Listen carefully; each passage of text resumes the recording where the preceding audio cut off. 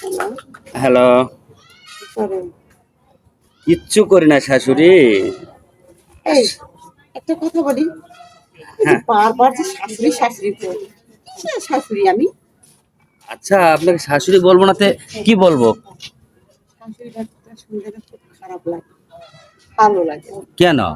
আচ্ছা আপনি যদি আমার নিজস্ব শাশুড়ি হতেন তাহলে কি এতক্ষণ দিতে পারতেন আর এত যোগাযোগ রাখতে পারতেন? আমি তো নিজের শাশুড়ি না।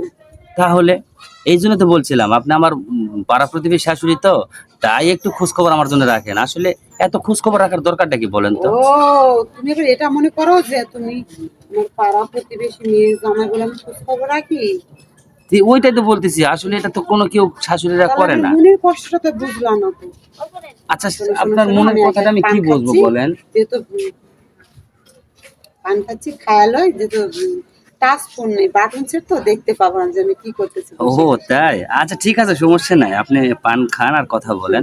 আ যেটা বলতেছিলাম, আমার শ্বশুর তো নাই, তাই না? মানে পাড়া প্রতিবেশী শাশুড়ি, তাই না? জি, জি। আপন তো না, হ্যাঁ। যদি আমার মেয়ের জামাই হতা, কিন্তু এই কথাগুলো আমি বলতাম না। সম্পর্কে অনেক দূর। কারণ কি, যে আমার ভাগ্নির মধ্যে কি আছে যেটা আমার মধ্যে নেই? আসলে আপনার কাছে সবই আছে। আমি একটা কথা বলি।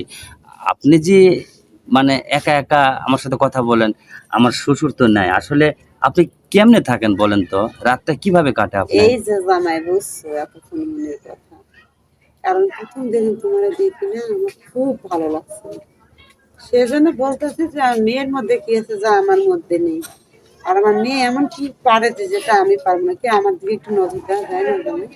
আসলে আপনার দিকে তো নজর আমি দিয়ে রাখি। এখন যদি মানুষ কোন ধরনের কোন কথা বলে ওঠে, বসে, তখন একটা খারাপ লাগে না? শোনো, একটা কথা বলি। হ্যাঁ। আমি তোমার এত, আমার ছোট মেয়ে ফোন দিয়েছে, ফোনটা কেটে দেয়। আচ্ছা হ্যাঁ, ফোনটা কেটে দেন।